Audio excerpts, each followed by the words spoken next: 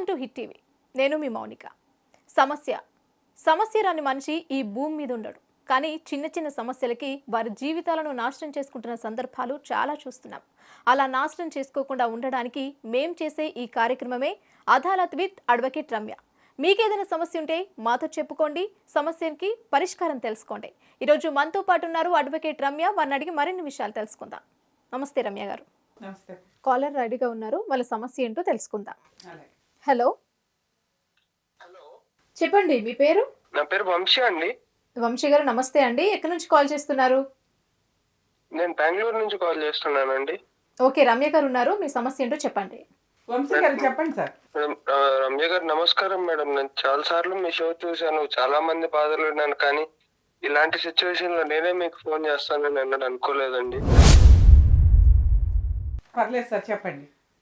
Madam, నా పేరు వంశీ అండి. నా ఏజ్ 26. నేను ఇక్కడ సిగ్మా సాఫ్ట్వేర్ ఎడ్జ్ అనే కంపెనీలో పనిచేస్తున్నాను. ఓకే.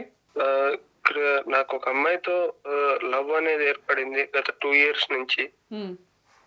కానీ కొన్ని రీజన్స్ వల్ల, నా ఫ్యామిలీ కండిషన్స్ వల్ల నేను సాటర్డే సండే వీక్ ఆఫ్ ఉన్నా కూడా మా ఊరు వెళ్ళాల్సి వచ్చేది. ఓకే. నా ఫ్యామిలీ కండిషన్స్, నా ఫైనాన్షియల్ కండిషన్స్ వల్ల. ఆ గ్యాప్ లో తనకంటూ ఆఫీస్ లో ఇంకొక అబ్బాయితో బాగా పరిచయం ఉండేది, కృష్ణ అని చెప్పి. కానీ మొన్న ఒకసారి అనుకోకుండా నా బస్సు లేట్ అయిపోయి బస్సు మిస్ అయ్యి నేను అమ్మాయి కూడా కలిసి ఒకటే రూమ్ లో ఉంటున్నాము. సార్, మీరిద్దరు ఒకే ఇంట్లో ఉన్నాం అంటున్నారు కదా, అంటే లివినా లేకపోతే జస్ట్ ఊరికే రూమ్మేట్స్ లాగా ఉండేవాళ్ళ? రూమ్మేట్స్ అండి. లివిన్ అనేది నేను ఆఫ్టర్ మ్యారేజ్ అట్లా ఉందామని అనుకున్నాను. ఓకే, మీ మధ్య ఫిజికల్ రిలేషన్ లేదు. సూపర్. లేదండి. అంటే తను దూరంగా పెట్టింది, ఆ కారణంగానే తన ఫీలింగ్స్ ని గౌరవించి నేను కూడా వద్దనుకున్నాను. ఇంకా ఫ్లాట్ అయిపోయారు ఆవిడ క్యారెక్టర్ చూసి, అబ్బాయి ఈ రోజుల్లో ఇలా ఎవరు లేరులే అని. అవునండి. మీ ఇద్దరికి ఎంతకాలం నుంచి పరిచయం అండి? 2 ఏళ్ల నుంచి అండి. సూపర్, బాగానే ఉంది. చెప్పండి, తర్వాత ఏమైంది? సో నా బస్సు మిస్ అయిపోయి తన దగ్గర ఒక కేసు ఉంటది, నా దగ్గర కూడా ఒక కేసు ఉంటది ఇంటిది. ఓకే. సో నేను ఊరు వెళ్ళిపోయి అనుకొని తన కృష్ణ అనే అబ్బాయి తోటి ఇంటిమేట్ గా ఉంది ఇంట్లో. నేను ఇంటికి వెళ్ళే టైంకి వాళ్ళు రెడ్ హ్యాండెడ్ గా దొరికిపోయారండి. నా పరిస్థితి వర్ణాతీతం. ఎంతకాలం అయింది సార్ మీకు తెలిసింది? 4 days అవుతుందండి. అంటే రెడ్ హ్యాండెడ్గా అంటే వాళ్ళిద్దరు డోర్ వేసుకుని మాట్లాడుకుంటున్నారా, లేదా వాళ్ళు మామూలుగా ఉండగా మీరు లోపలికి డోర్ తీసుకుని వెళ్ళినప్పుడు వాళ్ళ రియాక్షన్ ఏంటి? ఒకళ్ళు ఫేస్ ఒకళ్ళు కప్పేసుకుంటున్నారు. అసలు ఐ కెన్ ఎక్స్ప్లెయిన్ యూ అని చెప్పి ఏదేదో స్టోరీలు చెప్తున్నారు. నన్ను నా కళ్ళ ముందు నిజంగా కనపడ్డా కూడా నన్ను పిచ్చోని చేద్దామని చూస్తున్నారండి. ఓకే, మీరు డోర్ తీసుకుని లోపలికి వెళ్ళి వాళ్ళు రెడ్ హ్యాండెడ్గా దొరికినా కూడా వాళ్ళు మాట్లాడుతున్న విధానం వేరుగా ఉంది. అసలు మాకే సంబంధం లేదు, జస్ట్ ఊరికే వచ్చాడు మాట్లాడుతున్నాడనే. అంటే మీరు ఏ స్టేజ్లో చూసారు వాళ్ళని? వాళ్ళంతా డినై చేయడానికి కారణం ఏంటి? వాళ్ళు చెప్తున్న రీజన్ ఏంటంటే ఏదో హఠాత్ పరిణామం, అలా అయిపోయింది, ఇలా అయిపోయింది, ఇంతకు ముందు ఎప్పుడు జరగలేదు, అనుకోకుండా జరిగిపోయింది అని చెప్తున్నారు. అనుకోకుండా ఎలా జరుగుతుందండి ఇట్లాంటివి? అవును అవును, అది అనుకోకుండా ఎట్లా జరిగింది. కానీ యాక్చువల్గా మరి మీతోటే మిమ్మల్ని లవ్ చేసి మీతో ఉంటుంది కదా అమ్మాయి, మీ ఇద్దరు 2 years నుంచి లవ్లో ఉన్నారు, మీతోటే కమిట్ అవ్వచ్చు కదా. ఆ వ్యక్తితోటి ఎందుకు ఆవిడ రిలేషన్స్లోకి ఎంటర్ అయింది? అంటే తను కొంచెం చాలా అడ్వాన్స్డ్ అమ్మాయి అండి. నాకేంటి అని అంటే నాకు ఇంట్లో ఉండే ప్రాబ్లమ్స్, నాకుండే మెంటల్ టెన్షన్ వల్ల తను అనుకున్నట్లు వీకెండ్స్ వస్తే మల్టీప్లెక్స్ లకు కానీ, లేకుంటే బయటకు కానీ, అట్లా షాపింగ్ లకు కానీ, లాంగ్ డ్రైవ్స్ కానీ తీసుకెళ్లే పొజిషన్ లో నేను లేను. బట్ ఒక ఫ్యామిలీని హ్యాపీగా చూసుకునే పొజిషన్ లో అయితే నేను ఉన్నాను. తనకి కావాల్సిందంతా అది అనేది నాకు ఈ మధ్య ఇది 4 days లో కొంచెం క్లారిటీ వచ్చింది మీకు. అవునండి. ఓకే. సో యాక్చువల్గా మీ ఇద్దరు కూడా జాబ్ చేసుకుంటున్నారు, అమ్మాయికి అకామిడేషన్ అవసరం కాబట్టి మీతో ఏదో రూమ్లో ఉంది. మీతో ఫిజికల్గా అమ్మాయి ఎందుకు కమిట్ అవ్వలేదు అంటే మనకు అర్థమవుతున్న దాని ప్రకారం మీరు కొంచెం ట్రెడిషన్కి ఇంపార్టెన్స్ ఇస్తారు, అంత విచ్చలవిడిగా తిరిగే వాళ్ళని మీరు ఎంటర్టైన్ చేయరు అనే లూప్ హోల్ అయితే అమ్మాయికి అర్థమవుతుంది. దానివల్ల మీ దగ్గర చాలా క్యారెక్టర్తో ఉన్నట్లుగా ఉండి మిమ్మల్ని ఇంకా పడేసింది. మీకు ఆల్రెడీ ఇంటికి సంబంధించిన రెస్పాన్సిబిలిటీస్ ఉన్నాయి, ఎవ్రీ సాటర్డే సండే మీరు ఇంటికి వెళ్తూ ఉంటారు.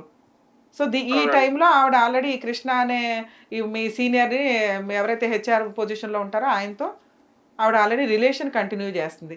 ఒక రూమ్ దాకా వచ్చి ఫిజికల్గా కమిట్ అయ్యారు అంటేనే ఎప్పటి నుంచో నడుస్తున్నట్టు వ్యవహారం. మీకు రెడీ హ్యాండెడ్గా దొరికింది నాకు తెలిసి ఈ 4 days బ్యాకే అయి ఉంటుంది. అంతేనా మీరు అనుకునేది? అవునండి. ఓకే. సో మీరు ఇప్పుడు అడిగినప్పుడు అతనేమంటున్నాడు? అసలు ఆ కృష్ణ అనే వ్యక్తికి తెలుసా మీరిద్దరు లవర్స్ అని? ఆయనకు తెలుసండి. ఆయన యాక్చువల్లీ ఈ అమ్మాయికి జాబ్ రికమెండ్ చేసింది కూడా నేనే. ఆయన దగ్గర నుంచే రికమెండ్ చేశాను. సార్ ఇట్లా మేము మ్యారేజ్ చేసుకోవాలనుకుంటున్నాము.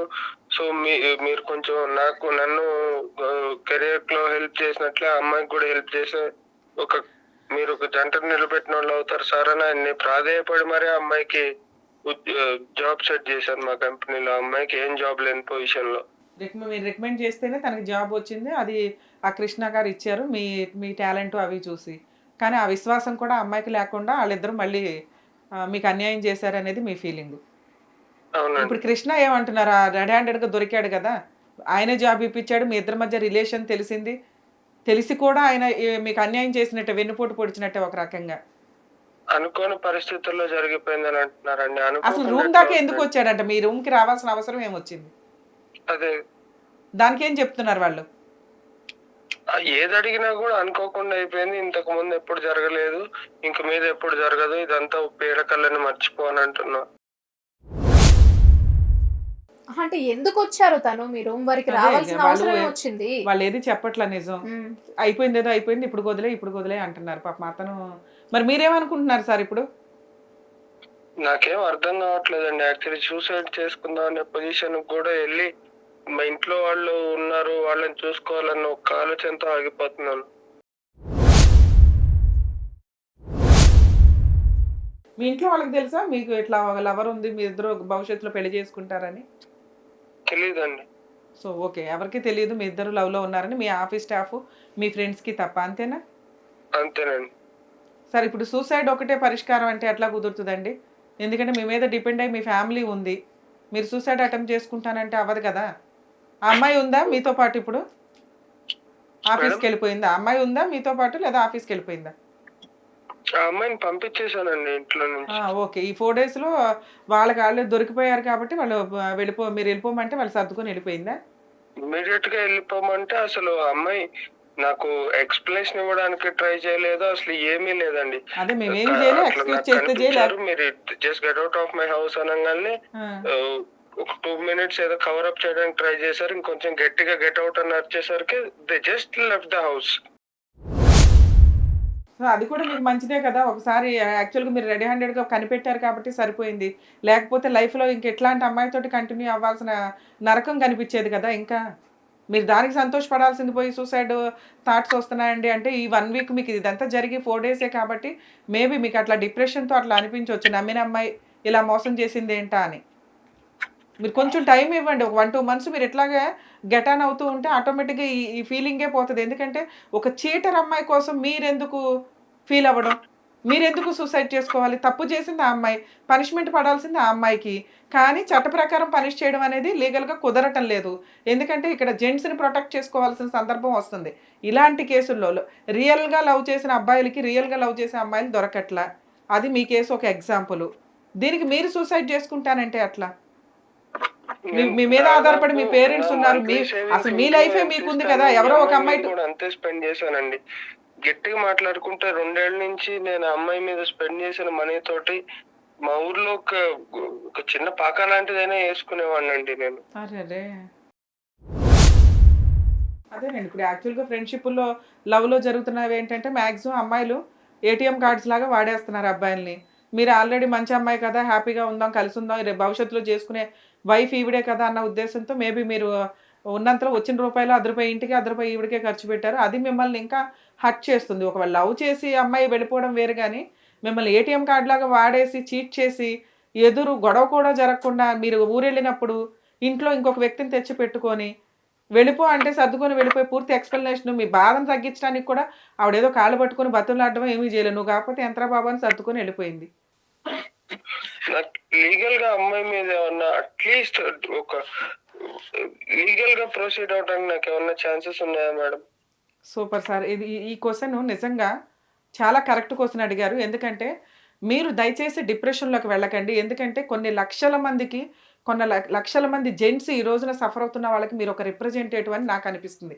ఎందుకంటే చాలా కాల్స్ వింటూ ఉంటామండి మేము కన్సల్టేషన్స్‌లో కూడా. రియల్‌గా లవ్ చేసిన జెంట్స్ లేదా ఒక అమ్మాయిని లవ్ చేశారు.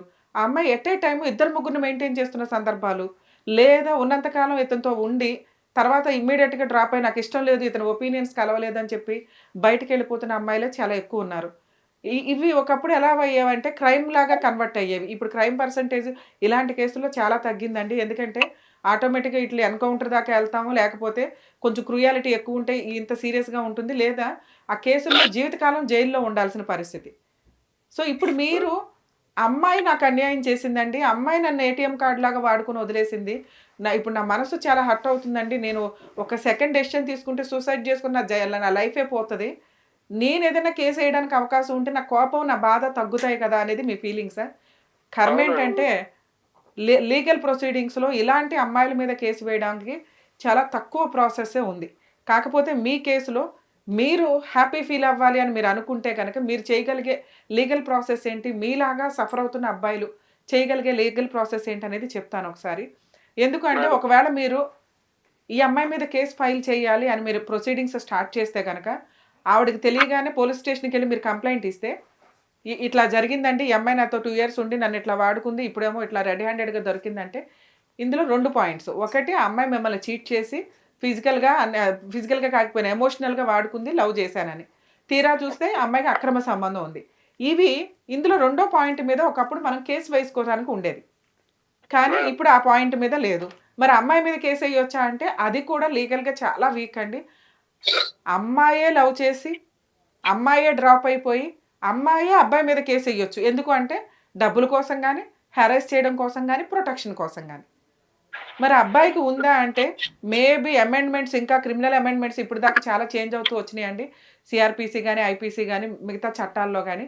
ఇవి కొంచెం రిపీటెడ్‌గా ఎవరైనా కంప్లెయింట్లు ఇస్తూ వెళ్తుంటే, సఫర్ అయిన వాళ్ళు మాకు లా లేదు కదా! మేము పోలీస్ స్టేషన్‌కెళ్ళినా కేస్ తీసుకోరు కదా! అని మీరు సైలెంట్ అయిపోవడం వల్ల ఎంత పర్సెంటేజ్ ఆఫ్ జెంట్స్ సఫర్ అవుతున్నారు ఈ లవ్ విషయంలో అనేది ఇంకా సర్వే రిపోర్ట్స్‌లో ప్రాపర్‌గా రావట్లేదు. మీరు మేడం. కంప్లెయింట్ ఇస్తే ఆ ప్రాసెస్‌లో మీ కేసు తీసుకోకపోవచ్చు గానీ, ఏం చేయాలో చెప్తాను ఒకసారి వినండి. యాక్చువల్‌గా ఒక అమ్మాయి లవ్ చేసి ఆవిడే ఇట్లా రెడ్ హ్యాండెడ్‌గా మీకు దొరికి, ఇలా డ్రాప్ అయ్యి ఒకవేళ రెడ్ హ్యాండెడ్‌గా దొరకలేదు. ఎవరితోనో మాట్లాడుతుంది మీకు అనుమానం వచ్చింది. ఆ అమ్మాయి మీద మీరు పనిష్ చేయాలని అనుకుంటే ఫస్ట్ పోలీస్ స్టేషన్‌కెళ్ళి కంప్లెయింట్ ఇవ్వండి. మేడం. మీరు పోలీస్ స్టేషన్‌కెళ్ళి కంప్లెయింట్ ఇచ్చినప్పుడు పోలీసులు కౌన్సెలింగ్ కోసమని అమ్మాయిని పిలిపిస్తారు. అది నిజమా కాదా అని తెలుసుకోవడానికి. కామన్‌గా వాళ్ళనేదేంటంటే, "అమ్మా జెంట్సు ఆల్రెడీ 2 రోజులకు మర్చిపోతారయ్యా, ఏం పర్వాలేదు నువ్వు వెళ్ళిపో. అమ్మాయి మీద కేసు పెట్టడానికి చట్టాలు లేవు" అని చెప్తారు.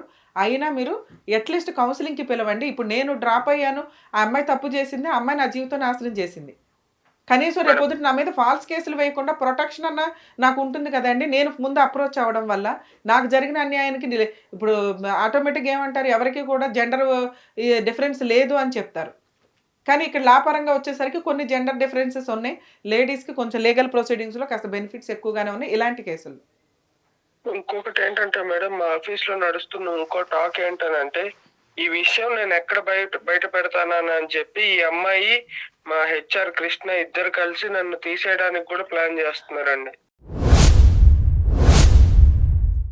ఇదే మీకు చెప్తున్నాను. యాక్చువల్‌గా నెక్స్ట్ స్టెప్ ఇదే జరిగిద్ది.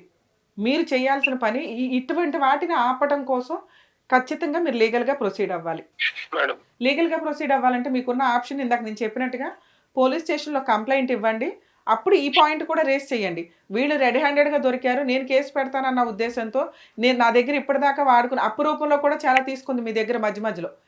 ఏది అవును. 15,000 ఒకసారి, 1,00,000 ఒకసారి అని చెప్పి ప్రాసెస్ నడిచింది. ఇవన్నీ కూడా మీ దగ్గర ఆన్‌లైన్ ట్రాన్సాక్షన్స్ ఉన్నాయి కాబట్టి వీటిని జిరాక్స్ కాపీలు తీసుకోండి. ఈ 2 ఇయర్స్‌లో ఈవిడకి జరిగిన ట్రాన్సాక్షన్ అంతా కూడా. దీన్ని రికవరీ చేసుకునే రైట్స్ మీకుంటాయి. ఇలా మనీ రికవరీ కోసం ఒక లవర్ మీద కేసు ఫైల్ చేస్తే ఆవిడ వెంటనే పోలీస్ స్టేషన్‌కొచ్చి ఇతను నా మీద రాంగ్ ఎలిగేషన్స్ ఇస్తున్నాడండి. మేమిద్దరం కలిసున్నాము. కొంచెం న్యూడ్ ఫోటోస్ తీసో లేకపోతే పర్సనల్ ఫోటోస్ తీసి సోషల్ మీడియాలో పెట్టి బ్లాక్‌మెయిల్ చేస్తానంటున్నాడండి అని మీ మీద రివర్స్‌లో ఒక కేసు ఫైల్ చేస్తది. మేడం. కానీ మీరు ఇచ్చిన కంప్లైంట్ వల్ల ఈ హెచ్ఆర్ కానీ వీళ్ళు కానీ ఎవరైతే ఉన్నారో ఆ కృష్ణ అనే వ్యక్తి మీ జాబ్ తీసేయకుండా ఈ కేసు కొంత రిలాక్సేషన్ కింద ఉపయోగపడుతుంది, లేదా కనీసం వాళ్ళని వాళ్ళు ఏదైనా ఫాల్స్ కేసు వేస్తుంటే ప్రొటెక్ట్ చేసుకోవడానికి ఉంటుంది. ఆ అమ్మాయి వేసే కేసు అమ్మాయిదే అయినా కూడా మీరు ఈ కంప్లైంట్ ఇవ్వడం వల్ల వాళ్ళని కొంత మీరు కంట్రోల్ చేయడానికి అవకాశం ఉంటుందండి. ఈలోపు మీకు కోపం కూడా కాస్త రిలాక్స్ అవుతుంది. అరే నాకు జరిగిన అన్యాయానికి నేను కనీసం ఒక కంప్లైంట్ ఇవ్వగలిగాను, నా మనీ రికవరీ కోసం నేను ఒకవేళ పోలీసులు తీసుకోకపోతే మీరు ప్రైవేట్ కంప్లైంట్ కూడా ఇవ్వచ్చు. ఇంత అమౌంట్ ఒక్క నిమిషం సార్ బాబు. వెళ్ళిపోయినాక నేను ఒక్కడనే ఒంటరిగా కూర్చున్నప్పుడు నాకు అనిపించింది ఏంటంటే, నాకు కూడా చెల్లి ఉంది మేడం. నా చెల్లికి ఒక అబ్బాయి ఎవడన్నా ఇట్లాంటి అన్యాయం చేస్తే నా మీద కేసు అయితే అయింది, నాకు ఏదైతే అది అయింది, వాడినైతే ఫస్ట్ ఏదోటి చెయ్యాలి అన్నంత కోపం వచ్చేది. కానీ ఇదే అన్యాయం ఒక మగాడిగా నాకు జరిగితే నాకు హెల్ప్ చేయడానికి ఏ చట్టం కానీ ఏ న్యాయం కానీ ముంగట రావట్లేదు మేడం. అవును సార్, అవును. ఎందుకంటే ఈ చట్టాల్లో ఉన్న మార్పులు రావాల్సిన అవసరం ఎంతైనా ఉంది. రాకూడని చట్టాల్లో మార్పులు వచ్చినాయి కొన్ని విషయాల మీద మాట్లాడితే. సో దానివల్ల ఏంటంటే అవి ఇంకా విచ్చలవిడిగా రిలేషన్స్ అనేది కామన్ అయిపోయింది. ఈ ప్రాసెస్లో మాట్లాడాలంటే మేబీ నేను చెప్పిన ప్రాసెస్లో మీ దగ్గర ఆన్లైన్ ట్రాన్సాక్షన్ కూడా ఉంది కాబట్టి ఖచ్చితంగా మీరు పోలీస్ స్టేషన్ కంప్లైంట్ ఇచ్చి వాళ్ళ దగ్గర నుంచి ప్రొటెక్షన్ తీసుకోవడానికి ఉంటుంది. ఒకవేళ పోలీసులు కనుక మీ కేసు తీసుకోకపోతే ప్రైవేట్ కంప్లైంట్ వేయడానికి అవకాశం ఉంది. అలాగే మీరు మీ అఫీషియల్స్ ఎవరైతే హెచ్ఆర్ పైన వాళ్ళు ఉంటారో వాళ్ళకు కూడా ఒకసారి వీళ్ళ రిలేషన్ గురించి కంప్లైంట్ ఇవ్వండి. మీ లైఫ్ ఇట్లా ఇది చేశారని మీరు మెయిల్ పెట్టినా కూడా వీళ్ళ మీద యాక్షన్ తీసుకోవడానికి అవకాశం ఉంటుంది. సో మీరు డిప్రెషన్లోకి వెళ్ళొద్దు. కనీసం ఈ పని చేయడం వల్ల మీకు కొంత కోపం రిలాక్స్ అవ్వడానికి అవకాశం ఉంది. మేబీ మీరు మీ వంశీ గారి కేసును ఒక ఎగ్జాంపుల్గా తీసుకొని అమెండ్మెంట్స్ రావాల్సిన అవసరం అయితే ఎంతన్నా ఉందండి మౌనిక గారు. సో యాక్చువల్గా చాలా మందికి వంశీ గారు ఒక రిప్రజెంటేటివ్. ఆయన కొంచెం ఇప్పుడు డిప్రెషన్లో ఉన్నారు, కానీ చాలా కేసులు మనం చూస్తూ ఉంటాం. యాక్చువల్గా వాళ్ళకి ఏం చేయాలో తెలియదు. అమ్మాయి వీళ్ళు పోలీస్ స్టేషన్కి వెళ్ళి, అదే అమ్మాయి అయితే పోలీస్ స్టేషన్కి వెళ్ళి కంప్లైంట్ ఇస్తే ముందు అబ్బాయి ఫ్యామిలీని పిలిచి, అరే నువ్వు అసలు ఈ అమ్మాయి సరౌండింగ్స్లో ఉండడానికి లేదు, ఇంకేమైనా అంటే మిమ్మల్ని అరెస్ట్ చేస్తాం 2-10 బెదిరిస్తారు. అదే పని అబ్బాయికి. ఇప్పుడు ఆ వంశీ గారి బాధ అదే, నాకు అన్యాయం జరిగితే నాకు లా అండ్ ఆర్డర్ లేదు అంటే ఎట్లా మేడం అని. సో దానికి సమాధానం లేని క్వశ్చన్. జెంట్స్ను కూడా ఇలాంటి కేసుల్లో ఈక్వల్గా చూడాలి. ఎందుకంటే ఒకప్పుడు అమ్మాయిలు లవ్ చేసేవి చాలా తక్కువ. ఇప్పుడు అమ్మాయిలు బయటకు వస్తున్నారు, జాబులు చేస్తున్నారు, ఫ్రీడమ్ దొరికింది, ఫోన్ దొరికింది, ఒకళ్ళు కాకపోతే నలుగురితో ఎంటర్టైన్ అవుతున్నప్పుడు రియల్గా లవ్ చేసిన ఇట్లా వాళ్ళని ఒక ఏటీఎం కార్డు లాగా వాడేసుకొని తర్వాత నువ్వు నాకు అవసరం లేదు అంటే వీళ్ళకి కనీసం కంప్లైంట్ ఇచ్చే రైట్స్ అన్నా ఉండి, కౌన్సిలింగ్ అమ్మాయిని పిలిపించి కౌన్సిలింగ్ ఇచ్చి ఇంకోసారి అలా చేయకమ్మా అని వార్నింగ్లు ఇప్పిస్తా అన్నా మేబీ అవి కంట్రోల్ అవ్వడానికి అవకాశం ఉంది. ఆ ఆప్షనే లేకపోయేసరికి వీళ్ళు ఏం చేస్తున్నారంటే ఆటోమేటిక్గా ఇంకా ఇదే పనిగా అన్నట్లు వెళ్ళిపోతున్నారు. అబ్బాయిలు ఒకప్పుడు ఇవి క్రైమ్కి వెళ్ళేవండి. మనం ఈ షోలో మాట్లాడకూడదు, కానీ వాళ్ళ కోపం కంట్రోల్ చేసుకోవడానికి ఉండదు, క్రైమ్ పర్సంటేజ్ పెరుగుతూ ఉండేది. ఆ తర్వాత ఏమైందంటే అరే బాబు కోర్టుల చుట్టూ తిరగడం కంటే ఇక ఈ సూసైడ్ చేసుకోవడం బెటర్ అన్న పొజిషన్లో కొంతమంది ఏదో ఈ రెండిట్లో ఏదో ఒకటి జరిగేది. సో అట్లీస్ట్ ఇప్పుడు కొంచెం కౌన్సిలింగ్స్ ఇవి వచ్చినాయి కాబట్టి ఈయన ఆల్రెడీ మంచి వ్యక్తిలాగానే ఉన్నాడు. కొంచెం ఈ police station private complaint file చేస్తే ఈయన దగ్గర ఎవిడెన్స్ ఉంది లక్కీగా. ఈ 2 ఎవిడెన్స్లో ఉన్నాయి, ఏదో అమ్మాయి చీట్ చేసిన ఎవిడెన్స్ ఉంది, ఆన్లైన్ ట్రాన్సాక్షన్స్ ఉన్నాయి కాబట్టి వంశీ గారు ఆటోమేటిక్గా ప్రైవేట్ కంప్లైంట్ ఫైల్ చేసిన కొంచెం కొంతకాలం కోర్టు చుట్టూ తిప్పడానికి అవకాశం ఉంటుంది. వీళ్ళిద్దరూ చెప్పేసినంత మాత్రం ఈయన జాబ్ తీయడం అంటే ఉండదండి. ఆటోమేటిక్గా అఫీషియల్స్కి ఈయన ఒక లెటర్ పెట్టి ఎక్స్ప్లెనేషన్ ప్రాపర్గా ఇస్తే కనుక ఈ కేసు కూడా ఒక ప్లస్ పాయింట్ అవుతుంది. వాళ్ళిద్దరిని సస్పెండ్ చేయడానికి అవకాశం, జాబ్ నుంచి తీసేయడానికి.